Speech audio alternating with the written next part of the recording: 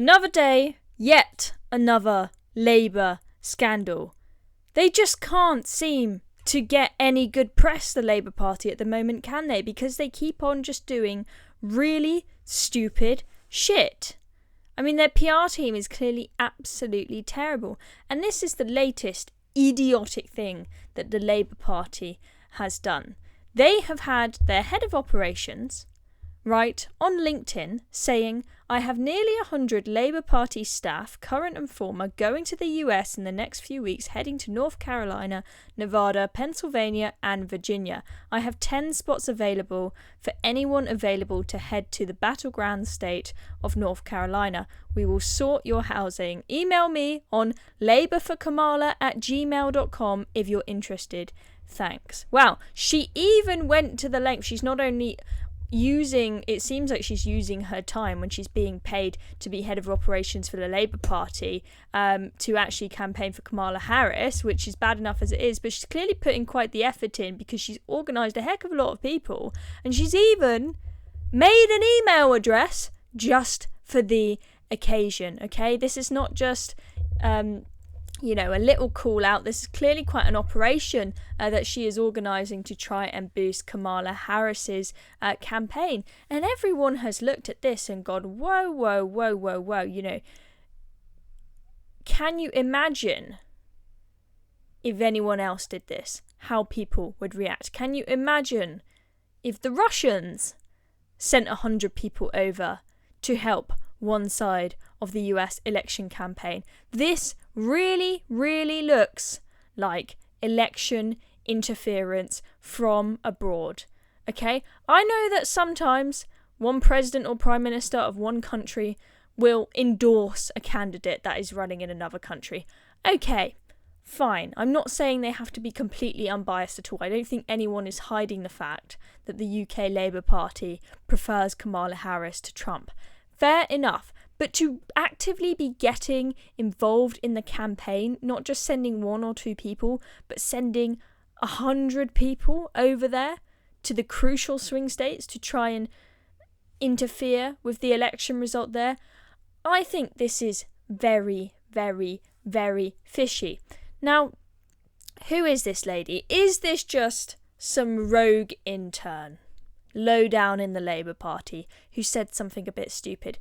No, she is head of operations at the Labour Party. She is pretty bloody high up, and she should know what she's doing, and she should have her wits about her. They may have got rid of Sue Gray, the chief of staff, for acting like a plonker, but it seems like all the other people high up working for Keir Starmer also have not got their wits about them whatsoever, especially when it comes to the consequences in the press of what they say and do. So this lady, you can take a look on her LinkedIn and you can see she has been the head of operations since January for the Labour Party, and before that, for nearly 4 and a bit years, she was the head of events and visits to the leader of HM opposition, Sir Keir Starmer MP. Oh, I wish he was still on opposition. Those were the days. That's a pretty big role. Okay, anybody who wants to come and see Keir Starmer, so we're talking, say, presidents and leaders from abroad wanting to see Keir Starmer, she'd be in charge of organising it. Okay, pretty big lady. She should know better than to post this rubbish. Now, the Labour Party have clearly seen that this was a very, very grave error. They thought that it would go unnoticed and a little LinkedIn post wouldn't do the rounds on Twitter, but of course it did. I mean, how stupid are they? So they've given in and they have deleted it. The post has disappeared off LinkedIn. Now, is the trip completely cancelled? That's what people are saying now, but I don't know if we know that for sure. We just know that the post has been taken off LinkedIn. Now, one thing that I did think, I think it's important to clarify the context here, as much as I'd love to make the Labour Party look bad. I did, when I saw that initial post, I was concerned about this section that says, get in touch and we will sort out your housing. I'm thinking, who's paying for this? Are British taxpayers paying for this? Who's funding this campaigning? What's going on? Is Lord Ali funding this campaigning? But apparently, or so Guido claims, the Democrats are paying for this, and this is technically legal for them to do, because that's an important point, because Elon Musk, he sort of jumped the gun a bit on X, formerly Twitter.